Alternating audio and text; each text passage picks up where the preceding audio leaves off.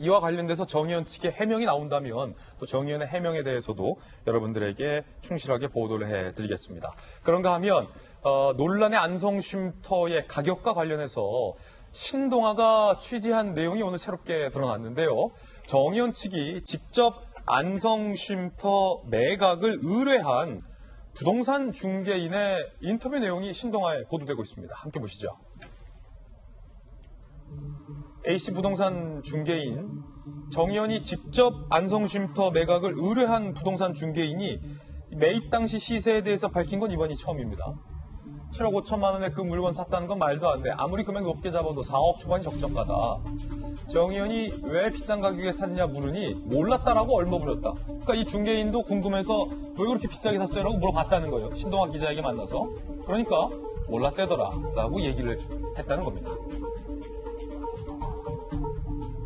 부동산 중개인은요, 지난해 6월 한경희 사무총장이 쉼터 매각해달라며 직접 연락이 왔다. 윤미향 의원과도 직접 통화했다. 그 전에 매물 내놨다는 건 듣도 보도 못한 얘기다라고 부동산 중개인은 얘기했는데, 이재명 기자, 오늘 이 보도가 소개되고 있는 까닭이랄까요? 정의원 측이 직접 부동산 매각을 의뢰한 중개사가 입을 연 건 처음이기 때문이죠. 예.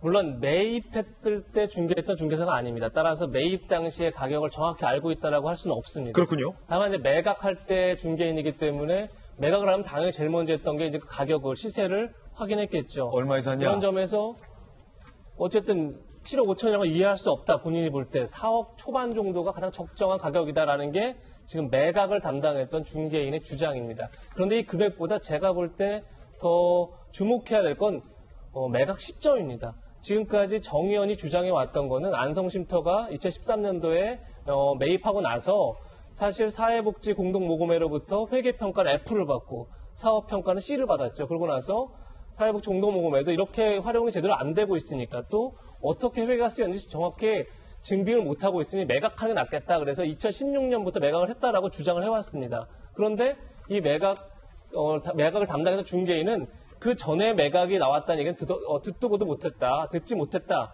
나에게 의뢰했던 건 지난해 6월이고 그때부터 매각이 추진됐다. 이 얘기를 한 겁니다. 예. 이건 뭘 의미하냐면 그러니까 지금부터는 이제 이 중개인의 주장을 바탕으로 한 추측입니다.